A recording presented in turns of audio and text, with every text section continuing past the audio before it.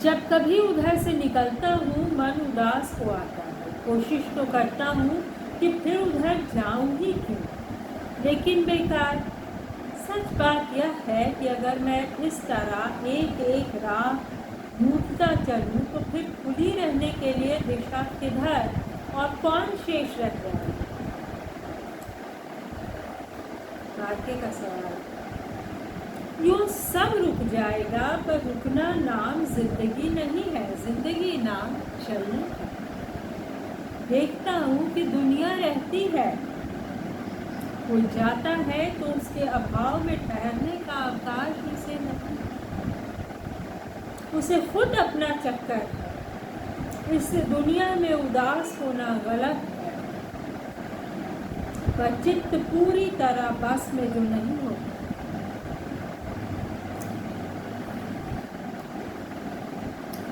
जब कभी उधर से निकलता हूँ मन उदास हो आता है। कोशिश तो करता हूँ कि फिर उधर जाऊँ ही क्यों, लेकिन बेकार। सच बात यह है कि अगर मैं इस तरह एक एक राह ढूंढता चलूँ तो फिर खुली रहने के लिए दिशा किधर और कौन शेष रह जाएगा।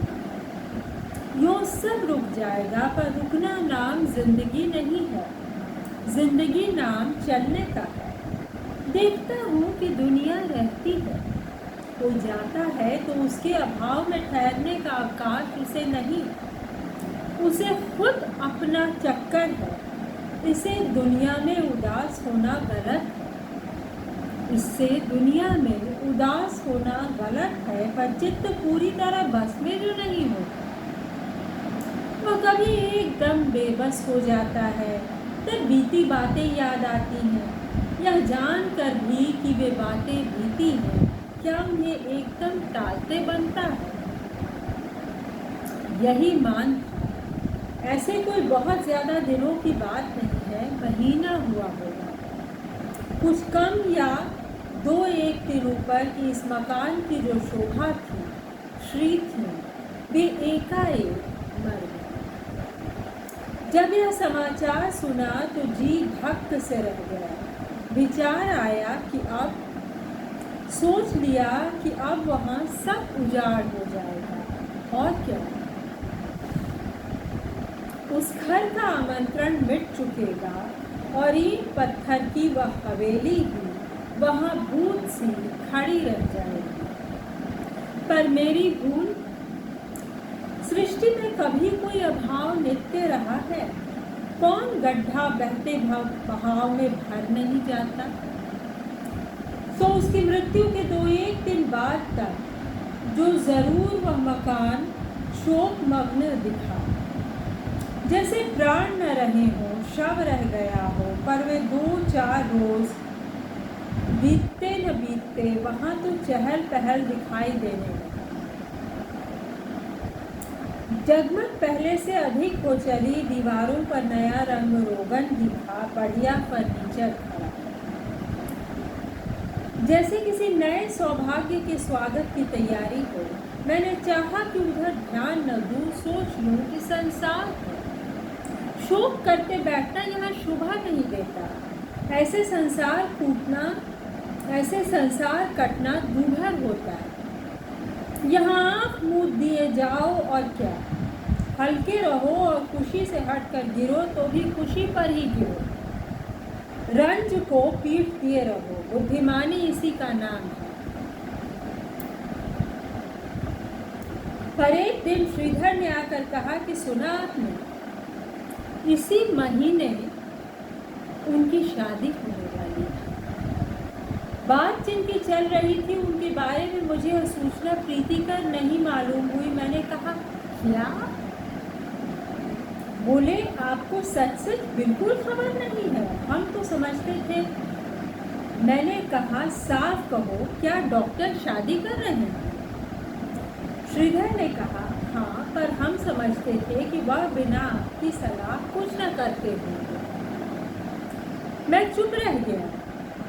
करता तो क्या श्रीधर को यह कहता कि दिन सदा बदलते रहते हैं और किसी की भी हमेशा नहीं चली। 2-1 सप्ताह पहले अवश्य दूसरी बात थी, पर बीता व्यतीत हुआ। अब बात और है। डॉक्टर साहब अब अकेले हैं और अपने मालिक हैं। जब घर में स्वामिनी थी, लेकिन यह इतिहास जुड़ा है। तो सार सूचना यह कि उस घर में अब नई स्वामिनी आई। मैंने हठात मन से कहा कि चलो अच्छा समाचार तो है, बच्चों को माँ मिलेगी, घर बसा का बसा रह जाएगा।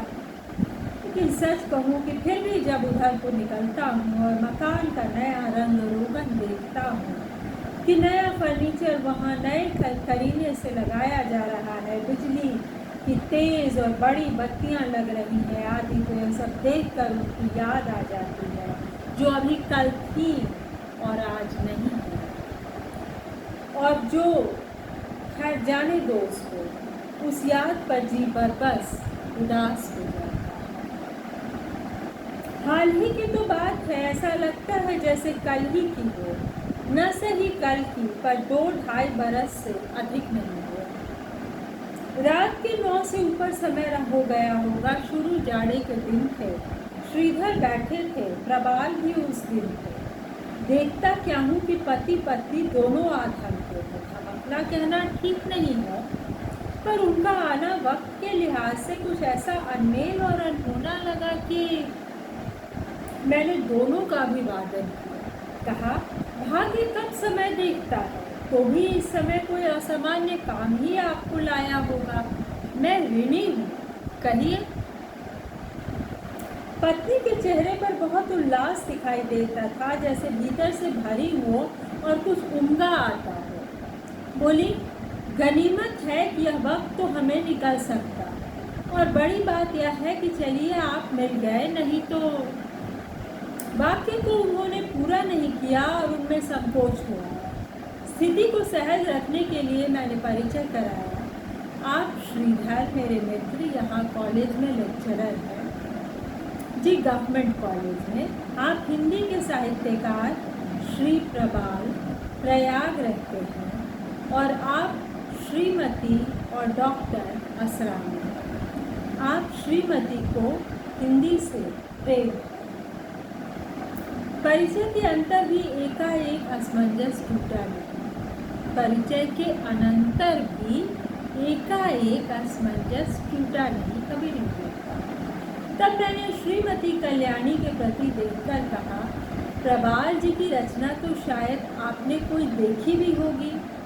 बोली, पद्मा, आपने ही मुझको दी थी, मैं कृतज्ञ हूँ, पर हमने आकर शायद आपका हर्ष किया है। मैंने अपना हर्ष होने से इनकार किया। कह ही रहा था कि डॉक्टर बोले, इन्होंने हिंदी में कुछ कविताएं लिखी, दिखाओ दिखाओ, दिखाती क्यों नहीं। कल्याणी इस पर कुछ बेमन और लज्जित भाव से मेरी ओर देख कर बोली, जी नहीं, कुछ नहीं, वह यूं है।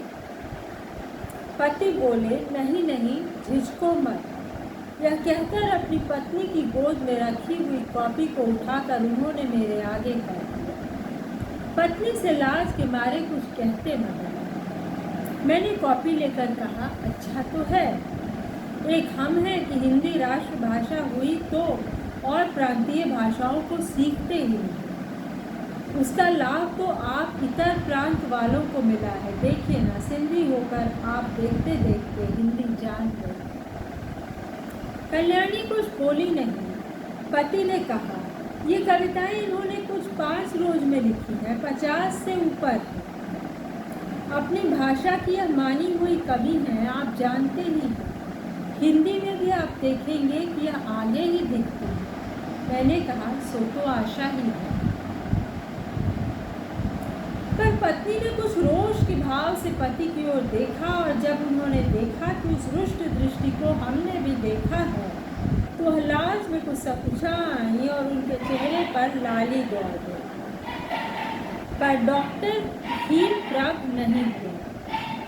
बोले, आप तो जानते ही हैं कि इनकी पुस्तकें कॉलेज तक के कोर्स में हैं। उनका अंग्रेजी अनुवाद हुआ, हिंदी में लिखेंगी तो उसमें भी आप देखेंगे कि नया युग आया है। इनके काव्य में एक संदेश होता है। और कल्याणी पति की ओर देखती हुई सहसा कुछ जोर से कह उठी, आपसे किसी ने कुछ पूछा है कि आप बोलते ही जाएंगे। तो दोस्तों, ये है कल्याणी नामक जैनेंद्र के बहुचर्चित उपन्यास का शुरुआती हिस्सा, एक पाठ। वही जो कवयित्री है, वही जो लेखिका है, वही जो शायद 2 भाषाओं में लिखती है, वही जो डॉक्टर की पत्नी है, वही जिसका नाम कल्याणी है, वही जिसके संकोची स्वभाव से हम अभी परिचित हुए, वही जो उल्लास के साथ एक दूसरे लेखक से मिलने आई है, इस संसार से विदाई ले चुकी है। और हमारा नैरेटर जो हमें कहानी सुना रहा है, अफसोस जता और शायद कुछ हुआ, ऐसे कैसे कोई चल देगा। दोस्तों, जैनेंद्र को कहा गया है अंतर्मन का कथाकार, लेकिन वो घटनाएं भी अद्भुत जुड़ती हैं। मुझे सुनने के लिए धन्यवाद।